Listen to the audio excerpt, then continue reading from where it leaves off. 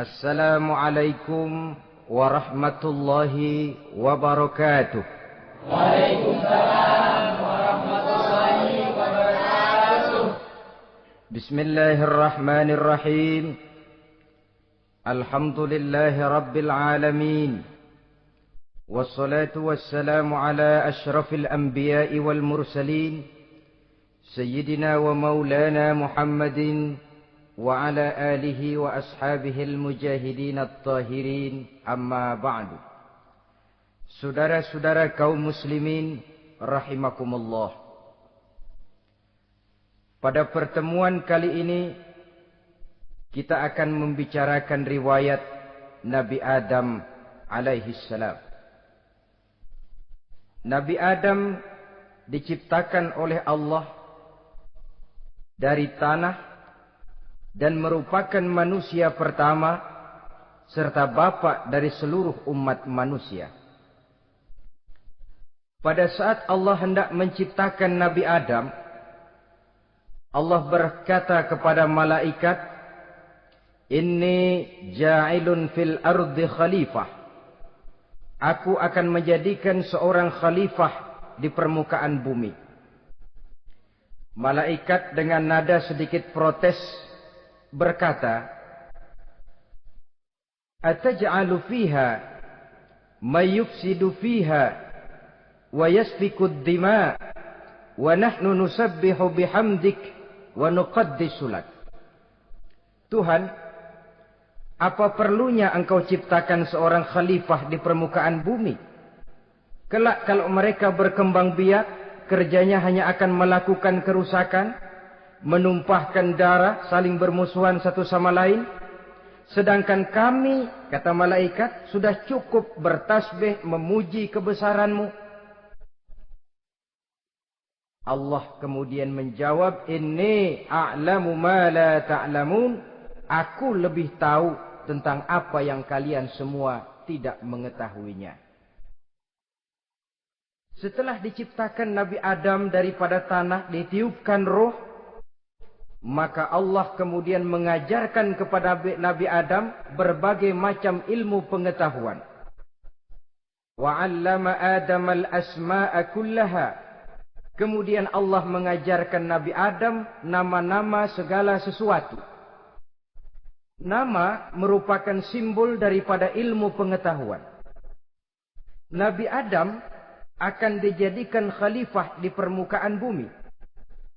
Maka dibekali oleh Allah Subhanahu wa taala al-asma'a kullaha, nama-nama segala sesuatu.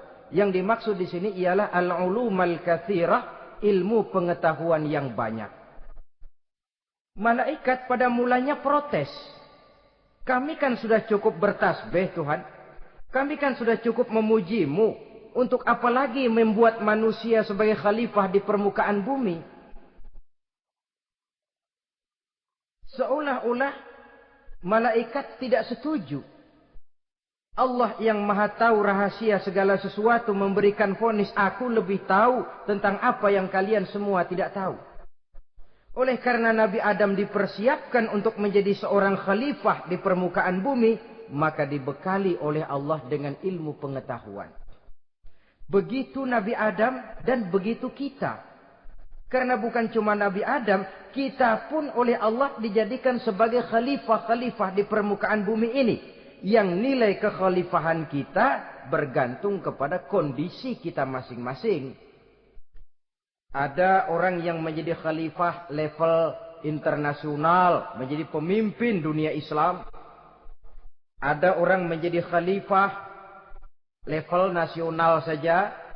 Ada khalifah tingkat kota saja. Ada khalifah tingkat kecamatan. Ada khalifah tingkat RW, RT. Sekurang-kurangnya khalifah untuk tingkat rumah tangga masing-masing. Tanpa membekali diri dengan ilmu pengetahuan, jangan berharap kita akan bisa melaksanakan tugas sebagai khalifah di permukaan bumi ini. Apapun saja, Nabi mengajarkan, man arada dunya fa'alaihi bil ilmi, wa man arada al-akhirata fa'alaihi bil ilmi, wa man aradahuma fa'alaihi bil ilmi. Siapa yang menginginkan dunia harus dengan ilmu. Yang menginginkan akhirat juga harus dengan ilmu. Yang menginginkan dunia akhirat juga harus dengan ilmunya. Tanpa dasar ilmu, maka manusia tidak akan bisa menjalankan tugas kekhalifahan. Setelah diajarkan Adam nama segala sesuatu, dikonfrontir, dihadapkan dengan malaikat. Malaikat, kalau tadi kamu bilang buat apa perlunya menciptakan khalifah? Nih bentuknya. Adam. Sekarang malaikat. Coba kamu sebutkan nama segala sesuatu ini. Yang ada di sini ini. Malaikat berkata. Subhanaka la ilma lana illa ma'allamtana. Ya Allah, kami tidak punya ilmu. Kami tidak tahu semua itu kecuali apa yang telah engkau ajarkan kepada kami. Kalau kamu tidak sanggup, Adam, sebutkan nama-nama semua itu. Adam menyebutkannya dengan lancar. Ketika itulah Allah memerintahkan malaikat untuk sujud kepada Nabi Adam alaihi salam. Sujud di sini bukan sujudul ibadah. Sebab sujud ibadah kepada yang selain Allah haram. Tapi sujud di sini sujudut tawadhu' i'tirafan bifadli Adam. Sujud merendahkan diri sebagai pengakuan terhadap keutamaan dan kelebihan Nabi Adam. Maka orang yang banyak ilmunya lebih utama dari orang yang hanya banyak ibadahnya. Bahkan iblis lebih takut kepada orang alim yang sedang tidur daripada orang goblok yang lagi ibadah. Model ini diceritakan dalam Ihya-nya Imamul Ghazali. Iblis masuk ke masjid mau menggoda orang lagi sholat. Sudah masuk di pojok masjid, dia lihat orang lagi tidur. Ngacir iblis keluar. Cepat benar. Pucat mukanya. Ketemu di jalan sama temannya. Kenapa lari, Mas?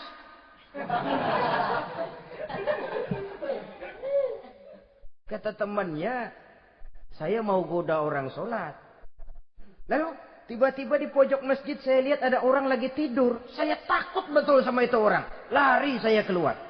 Loh, sama yang sembahyang sampean nggak takut, kok sama yang tidur takut bagaimana? Yang tidur itu orang alim.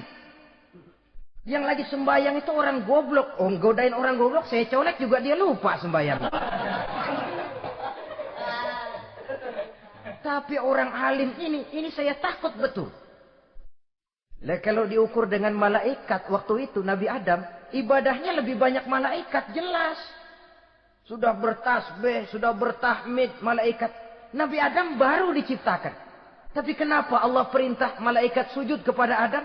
I'tirafan bifadli Adam. Keutamaan Nabi Adam. Pantas untuk diserahi tugas sebagai khalifah mengatur kehidupan di muka bumi. Kalau malaikat yang jadi khalifah di dunia ini, nggak rame dunia. Coba, malaikat, material, harta nggak perlu. Seksual nggak perlu. Dunia ini hambar.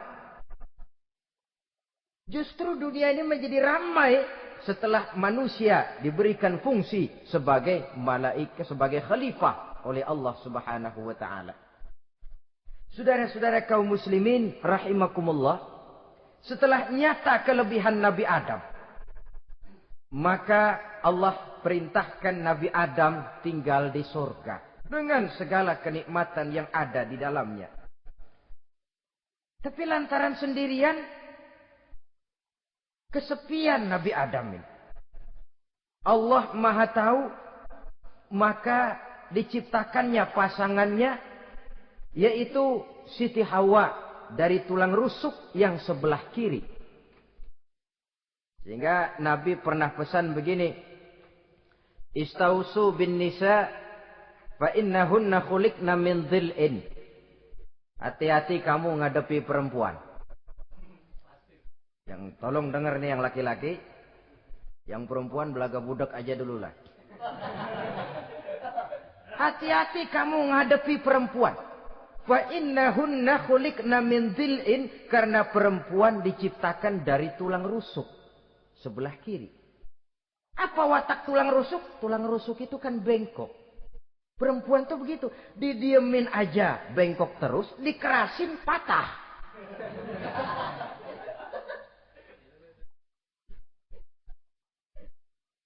Saudara-saudara, di sini kita ambil satu hikmah bahwa ternyata yang bikin hidup terasa enak karena di sekitar kita banyak orang lain. Bodoh manusia kalau dia merasa bisa hidup sendirian. Tinggal di tengah kampung tapi gayanya gaya orang tidak mau kenal dan tidak mau tahu sama tetangga. Jangankan di dunia, di sorga saja Nabi Adam karena sendiri, kesepian. Apa saudara mau tinggal di Jakarta? Apa saja di Jakarta, sudahlah milik saudara. Hotel Indonesia dikasih saudara, Hotel Borobudur punya saudara, Monas buntel bawa pulang. Semanggi ambil, tapi di Jakarta saudara tinggal sendirian. Kira-kira enak nggak? Ternyata yang bikin hidup terasa nikmat karena di sekitar kita banyak orang lain. Begitulah Allah ciptakan Siti Hawa. Setelah diciptakan Siti Hawa, natur manusiawi. Nabi Adam mau main pegang aja. Kata Allah, hai Adam, jangan kau sentuh sebelum kau bayar maharnya. Maharnya apa ya Allah? Maharnya an tusalli ala Muhammadin sallallahu alaihi wasallam. Maharnya kau bersolawat kepada Nabi Muhammad. Manusianya belum lagi diciptakan tapi namanya sudah ada. Nurnya sudah ada. Bahkan dijadikan mas kawin antara Adam dengan Hawa. Karena itu dalam Islam sebenarnya urusan kawin itu bukan yang sulit. Maka jangan dipersulit. Tapi juga jangan digampang-gampangin.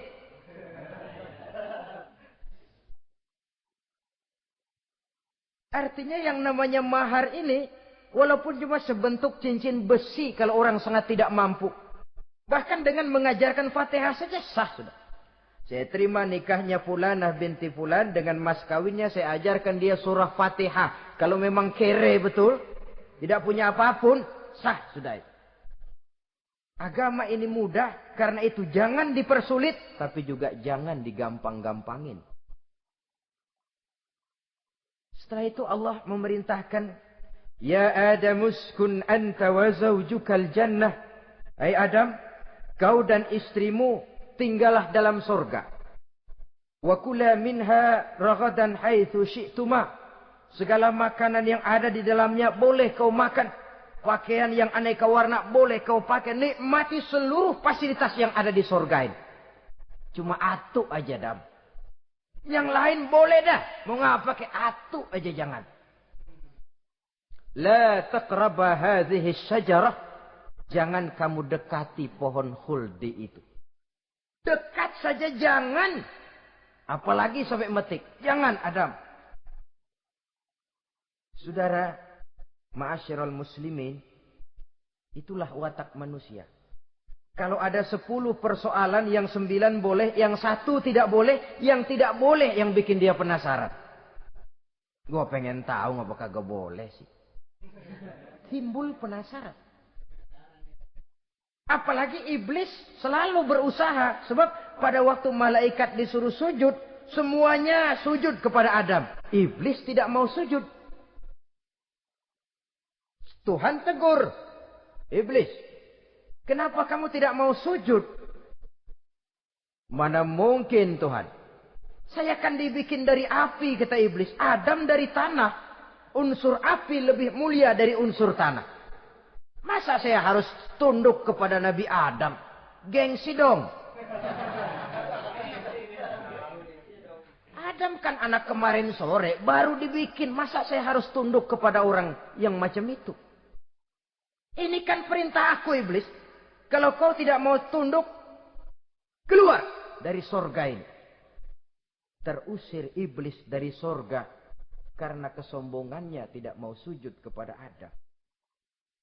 Nah, logika, kalau udah di sorga aja sombong diusir, apalagi yang masih tinggal di pinggir kali sombong.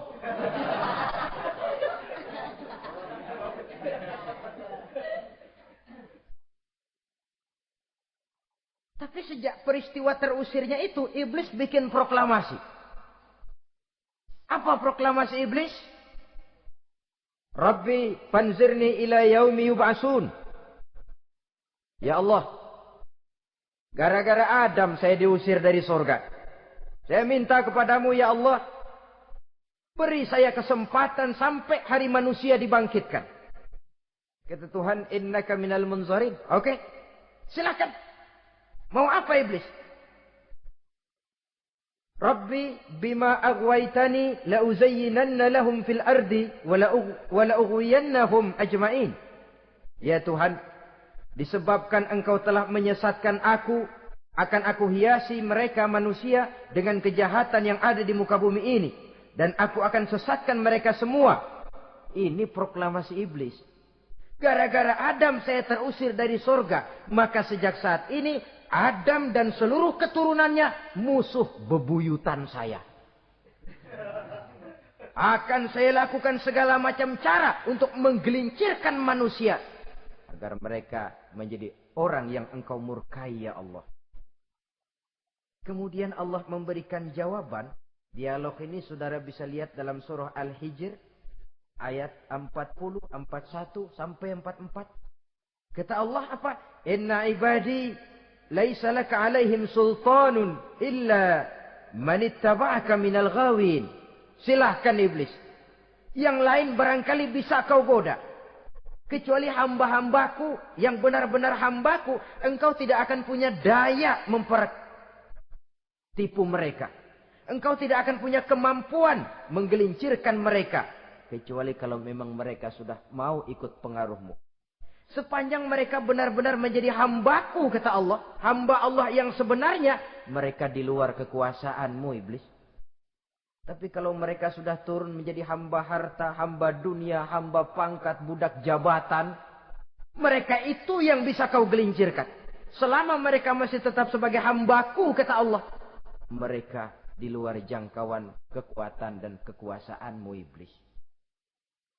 Nah, sejak saat itu kan iblis selalu nyari jalan, nyari lantaran. Bagaimana Adam nih supaya dia tergelincir. Gara-gara dia saya diusir dari surga. Nguping terus iblis. Sampai akhirnya dia dapat berita tentang dilarangnya Nabi Adam mendekati pohon khuldi itu. Satu hari dengan muka sedih. Ya, iblis itu the best actor. Aktor ulung dia. Dengan roman muka sedih. Dia datang kepada Nabi Adam dan Siti Hawa. Kata Nabi Adam, iblis, ente kok tampangnya demek amat sih?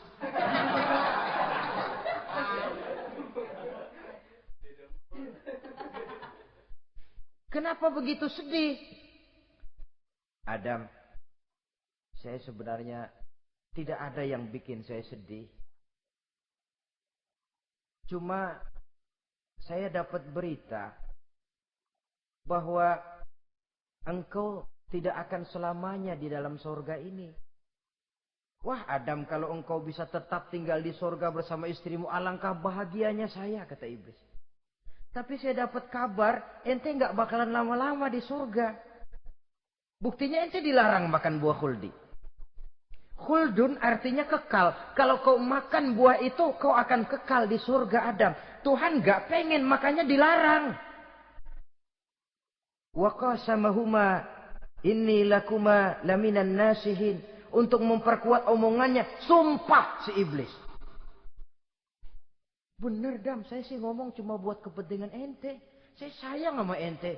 Oh, yang tahu cuma saya dah. Bicaranya seolah-olah untuk kepentingan Nabi Adam. Sebenarnya tujuannya tidak lebih menjerumuskan Nabi Adam. Begitu iblis zaman dulu, zaman Adam. Dan begitu iblis zaman sekarang. Seolah-olah bicaranya untuk kepentingan umat Islam. Tapi sebenarnya tujuannya ngelecehin.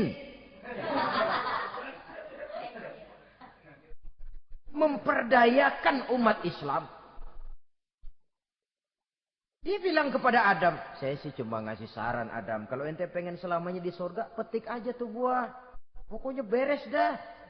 Itu si Tuhan ngelarang, ya bohongin doang lo. Supaya kau dan istrimu tidak lama-lama di surga, maka dilarangnya kau memakan buah khuldi itu. Udah, embat saja. Saudara-saudara, tipu daya iblis ini bisa kita baca dalam surah Al-A'raf ayat 20 sampai ayat 22. Nabi Adam tergoda, ditambah oleh bujuk rayu Siti Hawa. Nabi Adam yang setengah hati itu akhirnya terpancing betul. Sebab itu perempuan, walaupun peranannya tidak begitu kelihatan, tapi memang sangat menentukan. Tidak ada seorang suami bisa sukses jadi apapun dia tanpa peran serta istrinya. Karena itu sebagai muslim, kita punya teman hidup dan kita punya lawan hidup. Siapa teman hidup kita? Dalam arti sempit, teman hidup kita istri. Kalau dia istri tentu suami yang taat kepada Allah dan Rasulnya. Dalam arti luas, teman hidup kita ialah setiap muslim. Setiap orang yang pandangan hidupnya sama dengan kita. Itu teman hidup. Lalu lawan hidup kita siapa? Lawan hidup kita secara mutlak iblis dalam segala bentuknya. Iblis yang berbentuk halus, ini ngusirnya rada lebih gampang. Konon ya, iblis setan itu kalau dengar orang azan kan lari. Takut dia. Dibacakan bismillah, minggir. Yang sulit diusir ini iblis yang berbentuk manusia. Diazanin nyengir.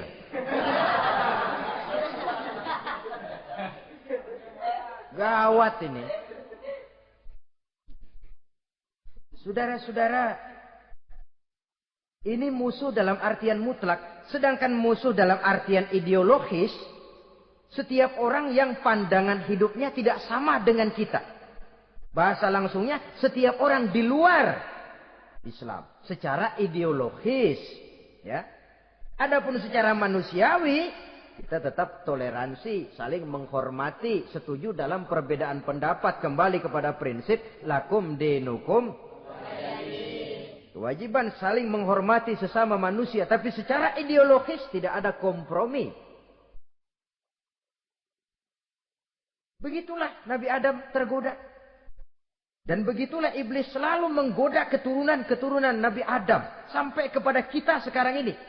Tiap kali kita hendak melakukan berbagai kebaikan, iblis ini mulai bisik kasar, kusuk, kesek.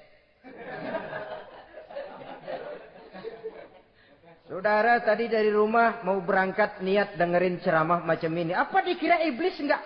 Wah, gatal iblis.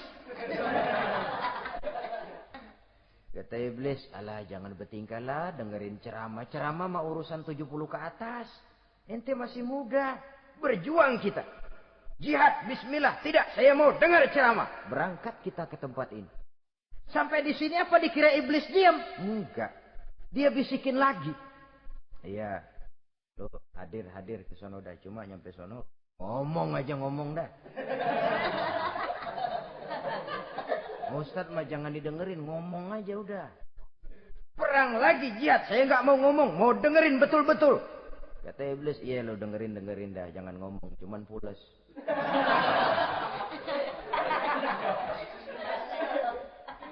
Segala macam cara dilakukan oleh iblis untuk menggelincirkan manusia. Ketika Nabi Adam mengambil buah khuldi itu, datanglah murka Allah.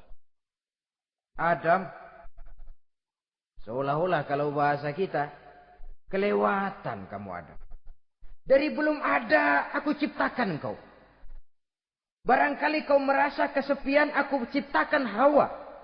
Aku tinggikan derajatmu dari malaikat sampai malaikat sujud kepadamu.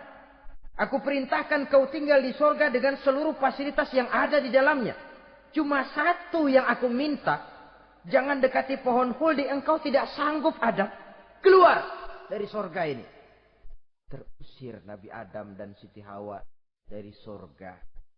Turun ke dunia ini. Turun terpisah lagi. Ya Allah. Orang itu kalau biasa susah, ketemu susah sih menglalap namanya. Makanannya. Tapi biasa seneng ketemu susah. Ini yang kalau tidak kuat mental. Tengoklah zaman sekarang kan nih. Kalau tuan-tuan rajin baca pos kota. Kayaknya nyawa murah bener. Pasal duit 100. Nyawa hilang. Pasal diputusin pacar. Begon ditenggak. Gantung diri pakai tali plastik. Murah betul kelihatannya jiwa itu. Sehingga pantas kalau Nabi pernah katakan irhamu salasatan minan nas. Sayangilah 3 macam manusia. Pertama, azizan zalla. Orang mulia yang jatuh hina. Pejabat tinggi kalau pensiun kesian bener. Ya Allah. Udah nggak ada yang ngasih hormat. Tanda tangan nggak laku. Azizan zalla. Orang mulia yang jatuh hina. Yang kedua, ghaniyan qad iftaqara. Orang kaya jatuh miskin. Dari hidup serba ada jatuh melarat. Yang ketiga, faqihan yal'abu bihil juhal. Ahli fikih ngerti hukum tapi dipermainkan oleh orang-orang bodoh yang kebetulan punya kekuasaan. Lalu keluar fatwa sesuai dengan pesan sponsor. Yang halal bisa jadi haram, yang haram dibikin remeng-remeng. Ahli fikih dipermainkan oleh orang bodoh. Kasihan betul. Terpisah Adam dengan Hawa ini. Adapun Nabi Adam turun menyesal dengan seluruh kesalahannya. Sujud, taubat, menangis. Menurut riwayat 300 tahun beliau sujud. Seraya membaca Rabbana zalamna anfusana wa illam taghfir lana wa tarhamna lanakunanna minal khasirin. Ini doanya Nabi Adam. Ya Allah, kami telah zalim kepada diri kami sendiri. Andai kata engkau tidak kasihan, tidak memberikan ampun kepada dosa yang kami lakukan, sungguh kami termasuk ke dalam golongan orang-orang yang rugi. Ini yang dibaca Nabi Adam dalam taubatnya. Di akhir taubatnya, Nabi Adam munajat kepada Allah. Ya Allah, dengan kebesaran Muhammad, ampunilah dosa saya. Allah tegur, kaifa araftahu ya Adam walam akhluqhu. Dari mana kau bisa tahu nama Muhammad Adam, padahal aku ciptakan saja belum manusianya. Kata Nabi Adam, pertama, ketika engkau ciptakan saya, engkau tiupkan ruh ke dalam jasad saya, terbuka mata saya memandang ke bawah arasmu. Di sana nampak dengan jelas tertulis di kaki arasmu, La ilaha illallah Muhammadur Rasulullah. Taulah saya bahwa Muhammad ini orang yang paling dekat dengan engkau ya Allah. Sampai namanya bergandengan dengan namamu di kaki arasmu. Yang kedua, ketika saya hendak menyentuh Hawa, kau juga yang mengatakan jangan kau bayar maharnya sebelum kau bersolawat kepada beliau. Saudara hadirin yang saya hormati, Nabi Adam diterima taubatnya oleh Allah. Kemudian dipertemukan kembali dengan Siti Hawa setelah sekian lama berpisah. Pertemuan itu terjadi di satu dataran luas, di satu padang yang luas, yang sampai sekarang dinamakan dengan Padang Arafat. Tempat para ibadah haji melakukan wukuf, yaitu puncak pelaksanaan ibadah haji. Dan pertemuan itu sendiri terjadi di atas sebuah bukit kecil yang diabadikan dengan nama Jabal Rahmah di kawasan Arafat itu. Di atas Jabal Rahmah itu ada satu monumen kecil untuk mengabadikan pertemuan Nabi Adam dengan Siti Hawa. Lalu tinggallah keduanya di permukaan bumi ini. Oleh Allah diberikan karunia keturunan yang banyak. Dan tiap kali lahir kembar. Kembarnya laki perempuan, laki perempuan, laki perempuan.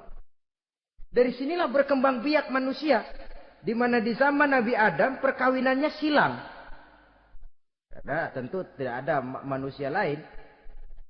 Perkawinan silang itu artinya, kalau si A dan B, A ini laki, B perempuan, kemudian lahir kembar kedua antara C dengan D, maka begitulah yang A dikawinkan dengan D, yang C dikawinkan dengan B. Perkawinan silang. Tidak boleh perkawinan yang kembar sama waktu dilahirkan. Nah, di antara putra-putra Nabi Adam yang kemudian juga membuat sejarah, yaitu Habil dan Qabil. Habil, saudara kembarnya namanya Labuda, perempuan. Qabil, saudara perempuannya Iklimah. Menurut hukum perkawinan waktu itu harus silang. Habil harus kawin dengan Iklimah dan Qabil harus kawin dengan Labuda. Tapi Qabil protes. Dia kepengen kawin dengan saudara kembarnya sendiri. Dalam arti yang sama-sama dilahirkan dengan dia, yaitu Iklimah. Kenapa? Karena kebetulan rupa Iklimah ini lebih cantik daripada Labuda. Protes kepada ayahandanya Nabi Adam. Abah, saya tidak terima, saya harus kawin dengan Iklimah. Tidak Qabil, kamu harus kawin dengan Labuda. Enggak mau.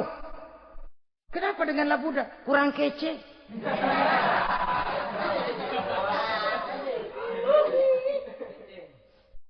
Bertengkar, Nabi Adam tidak berhasil menyelesaikan, lalu diserahkan saja kepada Allah. Kata Allah begini saja, bikin korban, kamu berdua, Habil, Qabil. Siapa yang korbannya aku terima, dia boleh kawin sama Iklimah. Ternyata korban yang diterima adalah korbannya Habil. Jadilah Habil kawin dengan Iklimah, tapi Qabil tidak puas. Dendam kesumatnya timbul, iblis ngilikin. Kresek. Akhirnya dibunuh saudaranya Habil ini. Inilah sejarah pembunuhan pertama dalam kehidupan manusia. Qabil membunuh Habil. Habis dibunuh bingung. Bagaimana naroknya ini mayat? Allah lalu memberikan petunjuk. Dalam Al-Ma'idah ayat 31 itu dijelaskan. Ada burung gagak berantem sama burung. Yang satu mati. Nah, oleh yang masih hidup, tanah ini dicakar-cakar sama kakinya dan sama paruhnya. Sehingga berbentuk lubang, bangkai saudaranya itu dimasukin ke lubang itu, lalu diuruk lagi pakai tanah. Oleh cakar kakinya dan paruhnya itu. Sehingga Qabil, cara ini bisa. Itulah sejarah penguburan pertama dalam perkembangan manusia. Oleh karena itu, Nabi memberikan penjelasan, man sanna sunnatan hasanatan falahu ajruha wa ajru man amila biha wa fi riwayatin wa ajru man tabi'aha. Siapa orang yang melakukan satu kebajikan, dia akan mendapat pahala dan pahala dari orang-orang yang mengikuti kebaikannya. Misalnya saudara membentuk pengajian. Ramai pengajian saudara. 1000 orang yang datang ngaji, 1000 orang saudara dapat pahala. Sponsor kebaikan. Sebaliknya, wa man sanna sunnatan sayyi'atan falahu ismuha wa ismu man amila biha, ay wa ismu man tabi'aha. Siapa yang memulai suatu kejahatan, dia akan mendapat dosa dan dosa dari orang-orang yang melakukan atau mengikuti kejahatannya. Umpamanya saudara mengadakan pesta.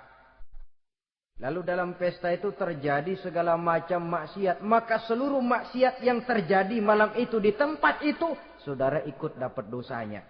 Kenapa? Sponsor. Tiap kali ada pembunuhan, Qabil dapat andil dosa. Kenapa? Sponsor. Tapi kalau 2 orang muslim, ini masalahnya Habil nggak ngelawan kan, dibunuh. Tapi kalau 2 orang muslim berkelahi, kata Nabi apa? Apabila 2 orang muslim saling berbunuh-bunuhan, maka al-qatil wal maqtul finnar. Baik yang membunuh ataupun yang dibunuh, dua-duanya neraka. Sahabat heran, ya Rasul, kalau yang ngebunuh masuk neraka pantas. Tapi ini yang dibunuh kenapa neraka juga? Soalnya sama-sama niat. Cuman keduluan aja. Itu kan masalahnya. Andai kata dia nggak terbunuh, dia yang akan membunuh.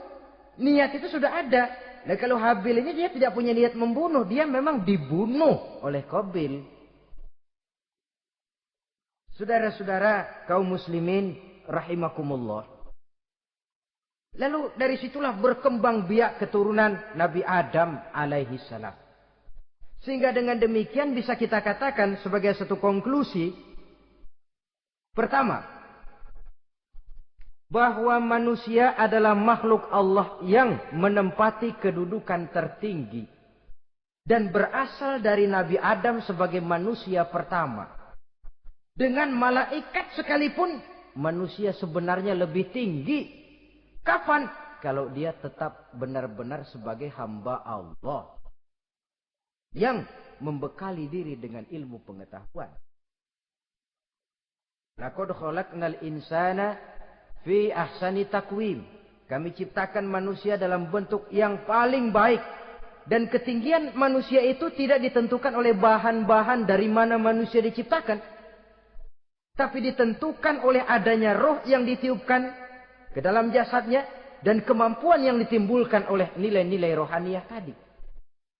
Kalau secara biologis kita ini semua bahannya sama. Dari saripati mak tanah yang menghasilkan buah yang dimakan oleh mak bapak kita. Membentuk hormon, menghasilkan sperma. Terjadi kerjasama yang baik antara ibu dan bapak. Sehingga kemudian melahirkan kita ke alam dunia ini. Secara biologis bahan kita sama. Dan tidak itu yang menentukan ketinggian manusia. Walaupun keturunan juga mempengaruhi. Sebab sekarang ada istilah ramai orang bicara bayi tabung. Dan majelis ulama sudah memberikan fatwa kalau spermanya itu berasal dari sang bapak. Tidak jadi masalah. Tapi kalau dari orang lain haram. Yang lebih celaka lagi di negara maju. Tidak lewat proses alam rahim. Jadi dalam satu tabung yang diberikan suhu yang mirip dalam kandungan, di situ dipertemukan antara sperma, air mani laki-laki dengan ovum, air mani perempuan. Diberikan suhu yang mirip dalam kandungan, dan itu diharapkan bisa menghasilkan manusia lewat tabung kaca itu. Saya tidak sanggup bayangkan kalau sekarang orang tanya usul asal-usul kita, kan kita masih enak jawab. Kamu anak siapa? Oh, bapak saya Fulan, ibu saya Fulana. Oh, kenal saya. Tapi manusia yang akan datang kalau proyek ini berhasil. Bapakmu siapa? Enggak tahu, saya dulu keluar dari tabung, Pak. Rendah betul martabat manusia. Sama saja dengan ada perempuan pernah protes. Pak, Islam itu enggak adil katanya. Kenapa?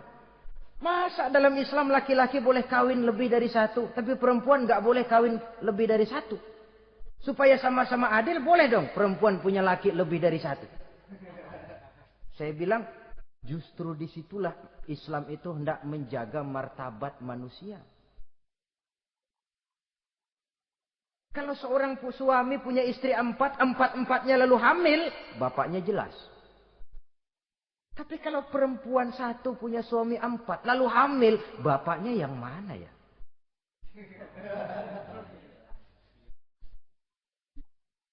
Rendah martabat manusia. Ketika si bayi lahir, ibunya lihat, ini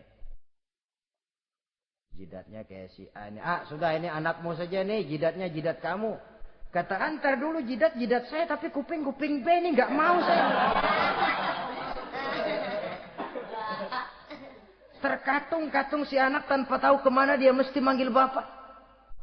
Ibu daftarin anak ke sekolah, Pak Guru tanya lagi, ini bin siapa Bu? Bingung lah, udah tulis Bu, bin rame-rame.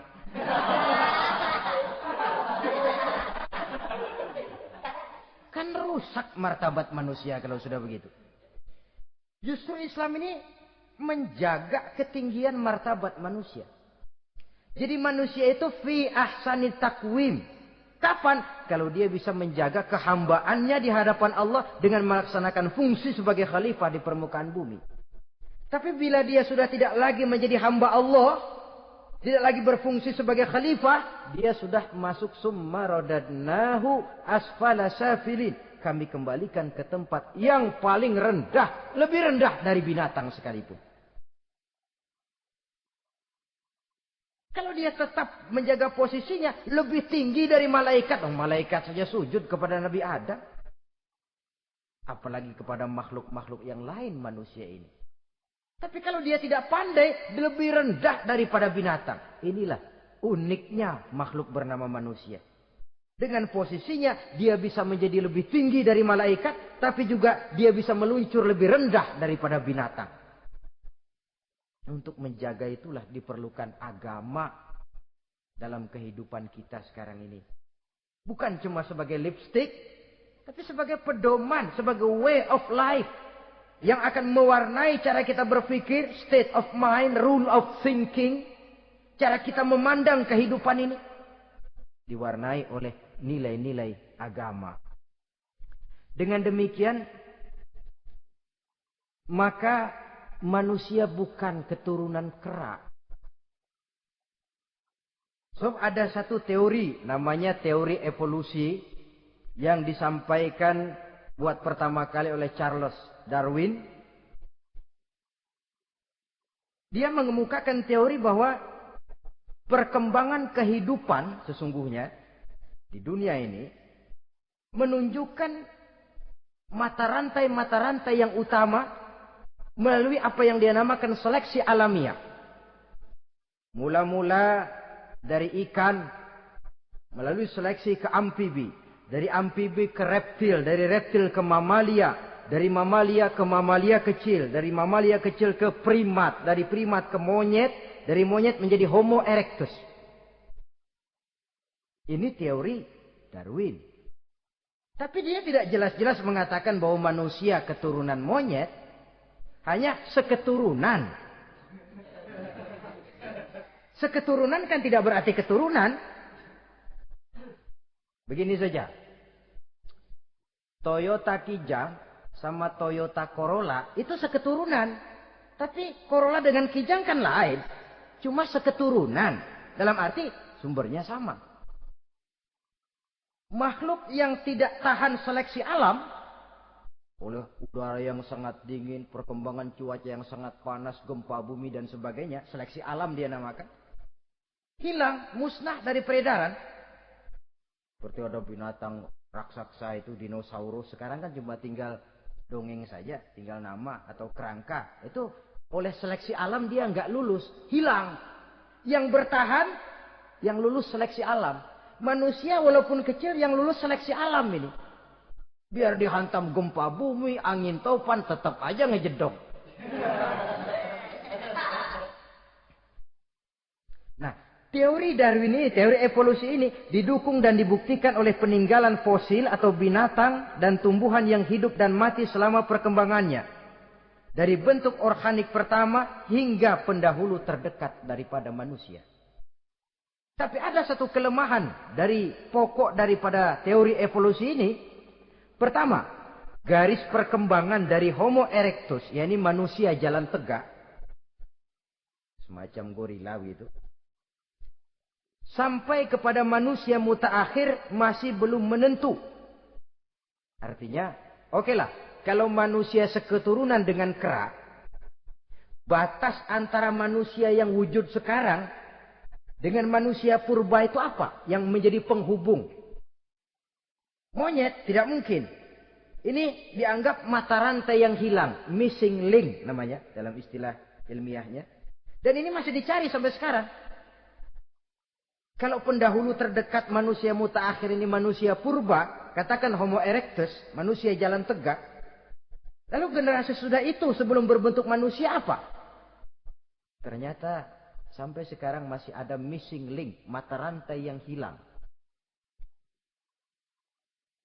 Lalu yang kedua, teori evolusi berhenti kepada manusia mutaakhir. Kalau memang kita manusia sekarang ini hasil evolusi, tentu kita akan terus berevolusi lagi. Dan akan jadi apa kita nanti? Ternyata sudah ribuan tahun manusia tetap manusia begini-begini aja. Tidak berevolusi kita ini. Apa lalu matanya jadi cuma satu di tengah? Hasil evolusi? Kan tidak. Tidak berevolusi. Jadi kembali kepada Quran, manusia pertama adalah Nabi Adam. Dan manusia-manusia berikutnya keturunan daripada Nabi Adam. Dan bukan hasil evolusi daripada monyet. Juga tidak akan berevolusi kemana-mana. Kalau demikian benarkah teori evolusi? Untuk mengatakan mutlak benar, bukan wewenang kita. Untuk mengatakan salah total, juga kebenaran ilmu adalah relatif sebagai relatifnya daya pikir manusia. Di samping dia harus membuktikan kebenarannya, maka kebenaran ilmiah adalah kebenaran yang relatif dan temporer. Contoh kecil saja. Dulu orang berteori bahwa bagian yang terkecil dari suatu benda namanya molekul. Kan begitu? Molekul ini nggak bisa dibagi-bagi. Bagian yang paling kecil dari suatu benda namanya molekul. Ilmu terus berkembang. Ternyata molekul sebenarnya terdiri daripada atom. Atom itulah bagian terkecil dari satu benda yang nggak bisa dibagi-bagi lagi. Nah, berubah sudah teori pertama. Tidak jadi molekul sekarang, atom. Belakangan rupanya atom masih tersusun dari partikel-partikel. Partikel inilah bagian yang terkecil dari satu benda. Berubah lagi sudah. Dan tidak mustahil akan ada penemuan bahwa partikel pun masih bisa dibagi-bagi lagi. Begitu juga dengan teori evolusi ini. Sehingga beberapa ahli semacam Dr. Charles Oxnard, Dr. Jane Paul Hallett dari Chicago dan California, mereka sudah membantah teori evolusi ini. Namun masalah paling pokok dari kita ialah kita diciptakan oleh Allah berasal dari Nabi Adam alaihi salam. Nabi Adam diciptakan dari tanah. Dan kita bukan hasil dari evolusi, juga tidak akan berevolusi. Nah, lalu kepada makhluk bernama manusia diberikan fungsi sebagai khalifah di permukaan bumi ini. Ini yang dulunya malaikat protes. Sebagai khalifah, tugas kita apa? Khalifah Allah di muka bumi. Menerjemahkan sifat Allah sesuai dengan batas-batas kemanusiaan kita. Allah Maha Pengasih. Berusahalah kita pengasih kepada makhluk sesuai dengan batasan manusiawi kita. Allah Maha Menolong. Ringan tanganlah kita menolong orang yang memerlukan sesuai dengan batas kemampuan kita. Fungsi khalifah.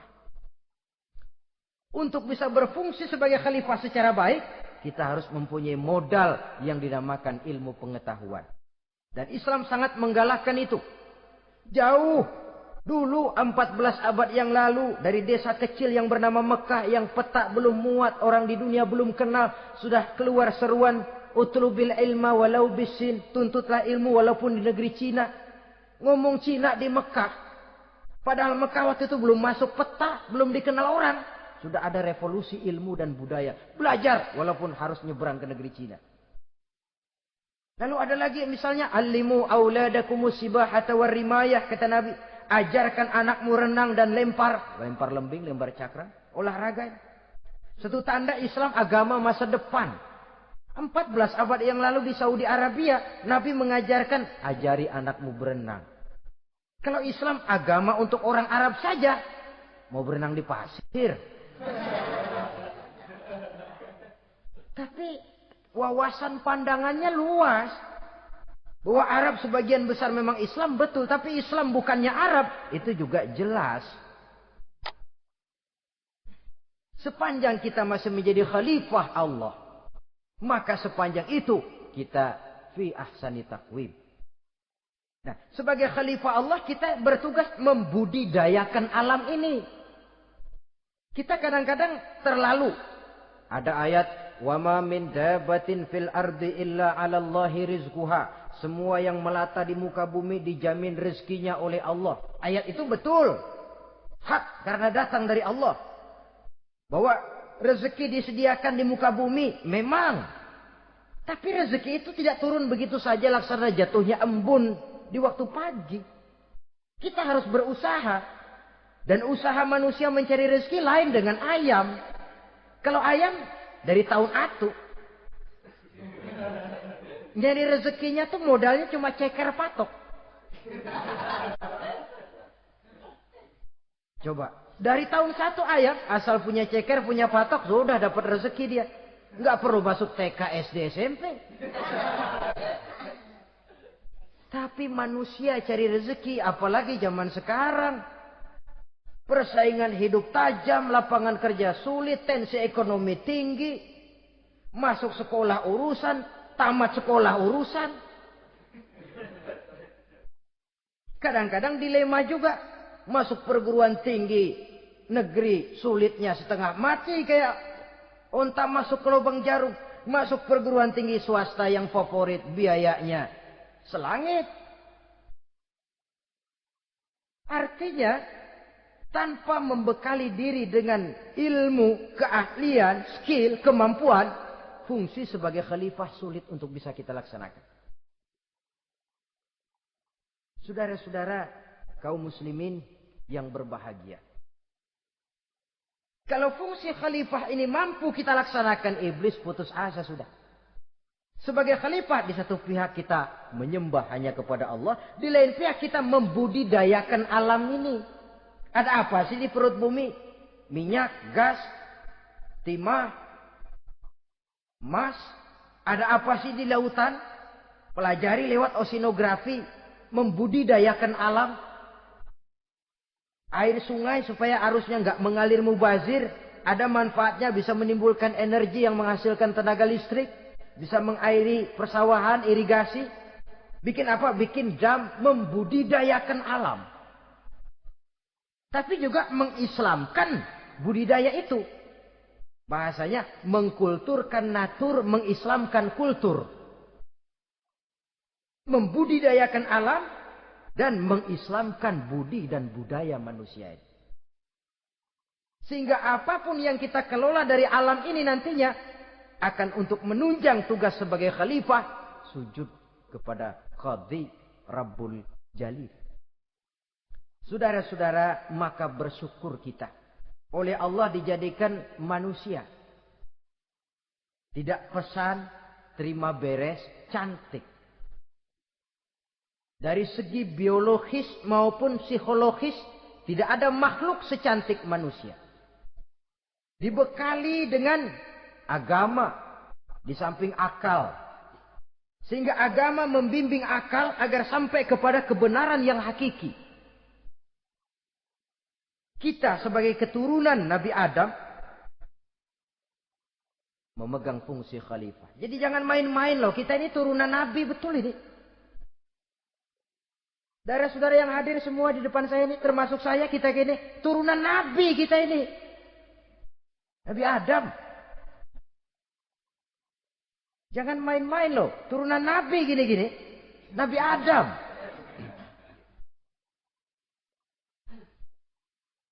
sayang kalau posisi yang tinggi kita tidak melaksanakan fungsi yang tinggi. Sayang betul. Sebab itu manusia harus adil kepada dirinya. Dalam arti menjaga diri dari sesuatu yang bisa menghancurkan ketinggiannya dalam pandangan Allah. Jadi kalau kita sudah lemparkan diri ke meja judi, hanyutkan diri ke tempat mabuk, hancurkan diri di tempat maksiat, itu sudah tidak adil kepada diri sendiri. Tidak bisa menjaga ketinggian yang diberikan Allah kepada kita. Dikasih baju bersih, dicemplungin di comberan, diinjek-injek lagi. Kita ini diciptakan fi ahsani taqwim. Masa mau turun berbuat seperti binatang, itu makhluk rendah? Masa mau mengikuti tipu dayanya iblis, dia sudah proklamasikan bahwa itu musuh bebuyutan kita? Innahu lakum aduwwum mubin. Setan musuhmu yang jelas dalam segala bentuknya. Saudara-saudara, untuk berfungsi sebagai khalifah ini sekali lagi, bekali diri dengan ilmu pengetahuan. Dan ilmu itu di zaman kita sekarang tentu kalau Nabi Adam diajari langsung oleh Allah, wa 'allama Adam al-asma'a kullaha. Lah kalau kita mau nunggu Tuhan ngajarin, geblek terus. Ya tidak mustahil Allah memberikan ilmu yang disebut ilmu laduni ya. Transfer. Langsung Allah memberikan kepada seorang hamba, membukakan pintu hatinya. Tapi bukan potongan kayak kita yang dapat ilmu laduni macam begitu. Satu contoh. Menurut ceritanya, Hadratus Syekh Kiai Hasyim Asy'ari itu kan ngaji beliau kepada Kiai Khalil Bangkalan, Madura. Kiai Khalil nih Bali. 2 tahun. Berguru di sana enggak diajarin apa-apa. Cuma kalau pagi nyari rumput. Tiap hari 2 tahun akhirnya Hadratus Syekh bilang, Kiai saya kapan diajari? Sudah Hasyim kau pulang saja. Insya Allah kau alim. Itu aja pulang jadi orang alim. Ya di samping terus beliau belajar ke Mekah. Kita harus melalui proses belajar. Ini untuk menunjang tugas kekhalifahan kita. Sebagai hamba Allah dan sebagai khalifah Allah di permukaan bumi. Sehingga 2 tugas ini bisa kita laksanakan dengan sebaik-baiknya. Menjaga martabat manusia sebagai makhluk yang mulia dan keturunan dari Nabi Adam alaihissalam. Saudara-saudara, ini sajalah pembicaraan kita kali ini. Terima kasih banyak atas segala perhatian. Mohon maaf atas segala kekurangan. Usikum wa nafsi bitaqwallah. Aqulu qawli hadza. Wassalamu alaikum warahmatullahi wabarakatuh.